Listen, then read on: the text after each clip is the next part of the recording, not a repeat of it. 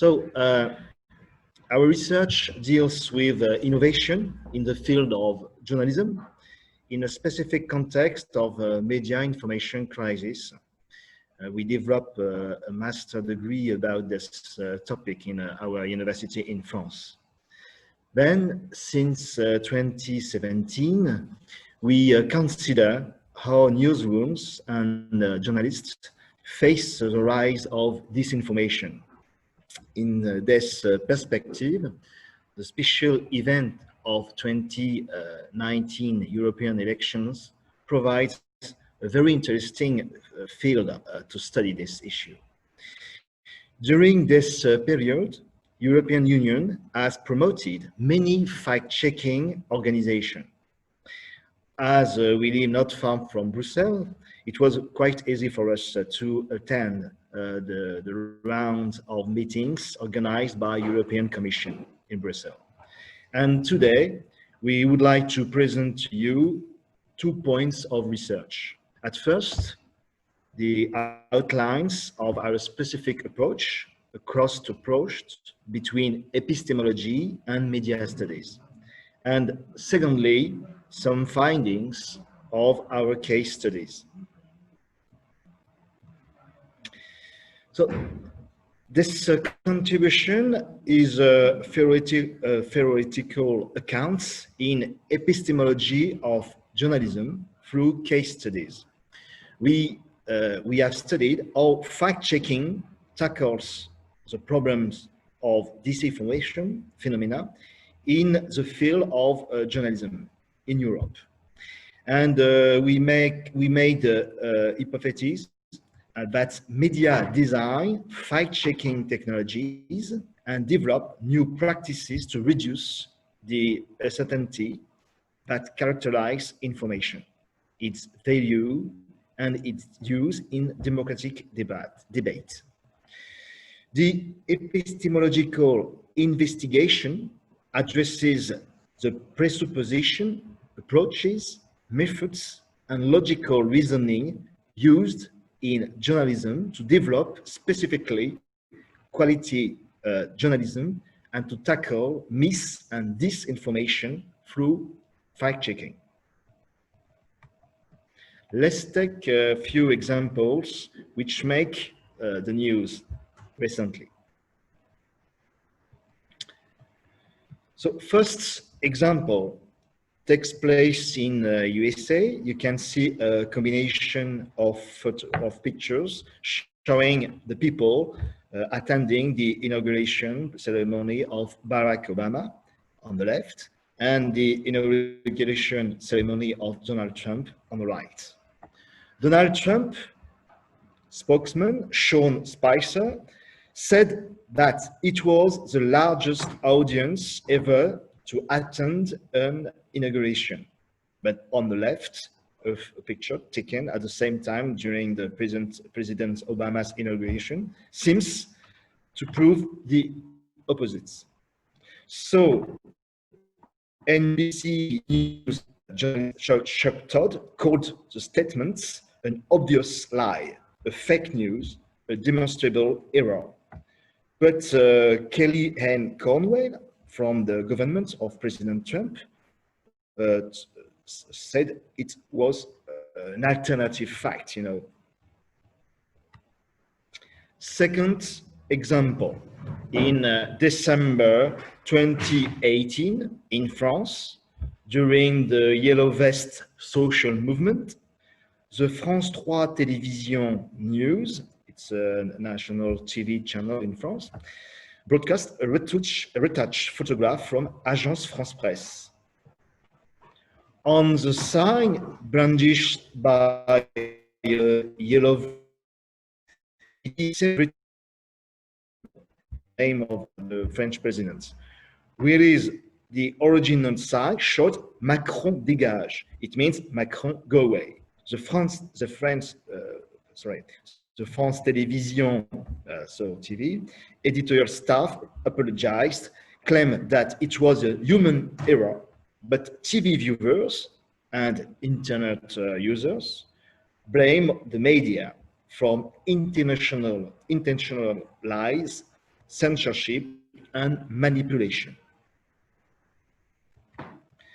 Third example and last one, in France again on 1st of May 2019, protesters attempting to enter the Pitié-Salpêtrière hospital in Paris.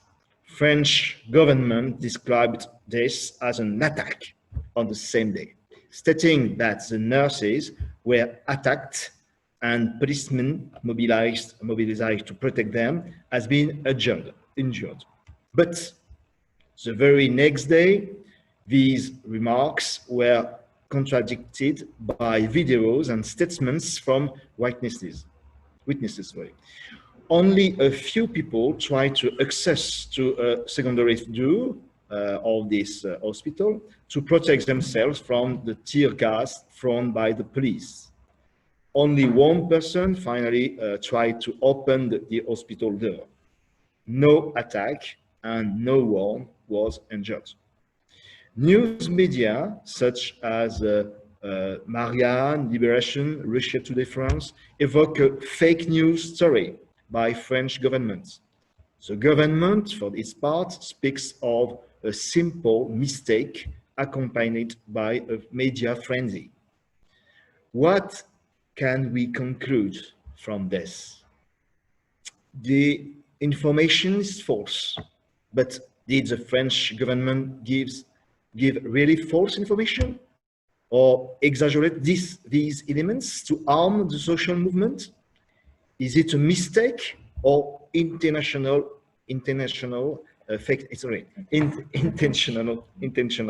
fake news?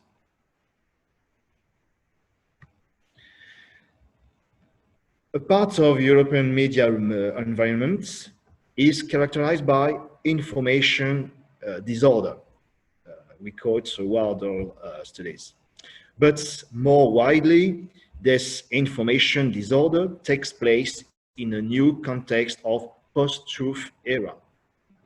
The journalistic gatekeeper role is disputed as a consequence of the twin technological disruptions of mobile and social movement, but also by a loss of power of journalists and editors over the information produced. Some philosophers evoke a weakness of truth or a broader context of post-truth era.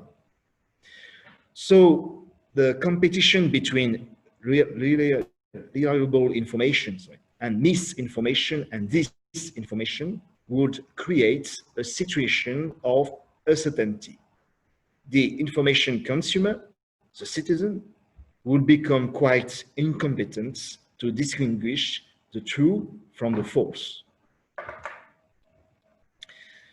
Most speeches which address the theme of fake news not make the difference between different notions, between messages that are true from those who are false, and messages that are created, produced, and distributed by agents who intend to harm those who are not. Therefore, the concepts of falseness and intent to harm are more appropriate to describe these phenomena. The idea of information disorder fixes this confusion by putting together three types of information specified by the terms mis, dis, and more information according to these two ideas of falseness and intent to harm. Misinformation occurs when false information is shared, but there is no harm or intent to cause harm. Disinformation occurs when false information is knowingly shared to cause harm to an individual, social group, or organization or country. And finally, malinformation occurs when authentic information is shared to cause harm, often by moving information designed to remain private into the public sphere. The information is then based on reality and used to inflict harm on a person, organization, or country. The latter type includes hate and harassment, as persons are frequently targets because of personal backgrounds or affiliations.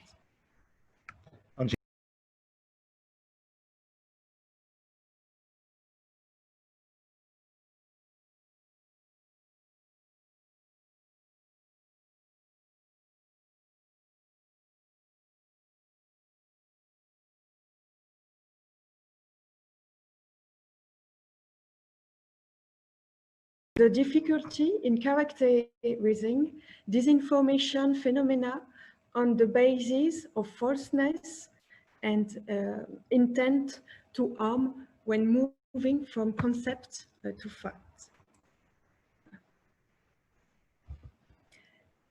As you can see, on the one end, we can state the essential attributes that characterize disinformation, that is the intention of the concept. On this level, audience, public, media, journalists, and public authorities agree. Disinformation is false information created to harm or to manipulate. But on the other hand, how can we determine the extension of the concept, that is the facts or events to which the concept refers?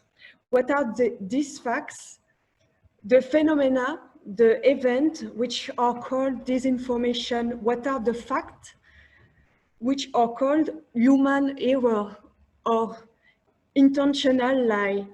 We have seen that it was a point of controversy between media and journalists, audience and public authorities.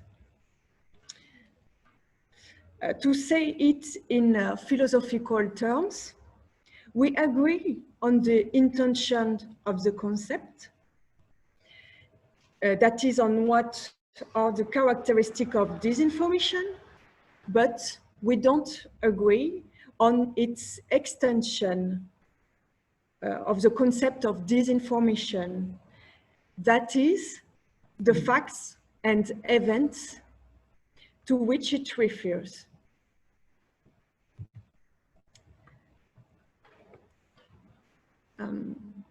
Fact-checking acts precisely at the level of extension of the concept. The fact-checking is a solution chosen by European Union to try to restore order in information disorder. But to order means two different things. It means to arrange information in its correct place. So to arrange between disinformation, misinformation, and malinformation. Second, to order means to tell someone to do or to believe something. And this meaning implies an authority. In our case, this is the fact-checking, which orders what is disinformation and what is the truth and the false too. So among a large number of fact-checking devices in the area of Europe, we have studied some of them. Here we will present EU fact-check, which presents itself as a pan-European project. Portal. This is a fact-checking education project initiated by the European Journalism Training Association, EJTA, in the context of the European election of May 2019. This is the reason why we have chosen this project. Our case study focused in particular on two tools of this fact-checking organization, the fact-check flowchart and the fact-checks. Here, it's a part of the fact-check flowchart. It's a tool used to train the journalists. It is a methodology for verifying information. And here, it's the fact checks. It's the result of the fact-checking process. They are published on the website of EU Fact Check. The diagram gives a simplified visual representation of the result of fact-checking process. So it presents the reliability of the information according to a rating scale in 5 categories associated with a color code. As you can see, uncheckable is in yellow, mostly true in light green, true in dark green, mostly false in orange, and false in red. So here is some findings. When we open the black box of the fact-checking process of EU Fact Check, so EU Fact Check's methodology is mostly analytical and empirical. The assertion must be deconstructed into simpler elements that will be then verified. The fact-checking performs 2 main operations: deconstructed news with the fact-checking chart flow, and constructed verified news with the fact-checked. So deconstruct and construct belongs to the intellectual technology of the fact-checker. The fact-checking methodology follows an approximate and schematic model that seeks to make a certainty measurable and therefore objective. Through the formal modeling of fact-checking processes, fact-checking engages journalism towards a scientificization of its method, with all the trial and error that this approach involves for an activity that deals with facts whose irrefutable character is difficult to establish. So the fact-checking proposed by EU Fact Check is paradoxically a so-called objective approach, which gives a place to a subjective appreciation, and it's an approach aimed to the aimed at the public, but not very participative. We can ask if its aim is to demonstrate or to argue, sorry. So, in the pre- and post-electoral media situation on the May European election, media adopt new practices and extend their skills in the area of fact-checking with the strong support of the public authorities. This epistemological approach reveals that fact-checking devices are eminently political tools. Thank you. Thank you for a very interesting presentation. I have a question for the colleagues from France. As you concluded, you said that fact-checking devices are political tools. Can you elaborate it a bit more? Why you think they are political tools? Political tools. So, yes. We took a few examples in France or in the USA, which were related to a political situation in 2 countries. So we can see obviously that there is a controversy about what we can say about the facts about a social movement in, for example, in France, Yellow Vest movement. So as there is the intention to say some, as fact-checking tries to say something true.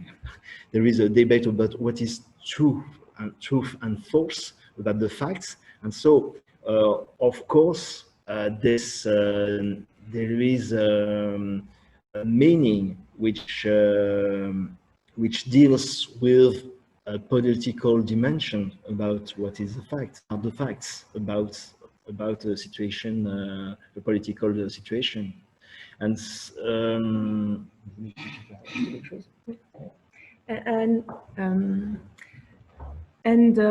we saw during the election that public authority funded a lot of fact-checking organization and use it like a political argument to show to citizens that they act to protect them from false news, and to show that they act to protect the democracy. And it is fact-checking is used like a political argument. Okay, now it's more clear for me. Obviously, it's not just fact-checking that you can use for fighting against bias, but also it can be used to manipulate in some way. Am I right? What you are telling us? Fact-checking can be used in political arena as also the way to manipulate it. It's not really to manipulate, because there is no bad intent behind the fact-checking project. The organism wants really to improve the quality of information and journalism. But with this kind of tools, they also they pretend to involve the audience, but we saw that the audience is not really involved inside fact-checking project. And maybe there is implicitly a certain conception of democracy and democratic debate in which truth could have a central place, you know, and so some authors could have written that maybe there is a conception of epistemocracy in that kind of implicitly this conception of the role of this conception of truth in the debate, democratic debate. Maybe I'm not clear. Thank you. Thank you.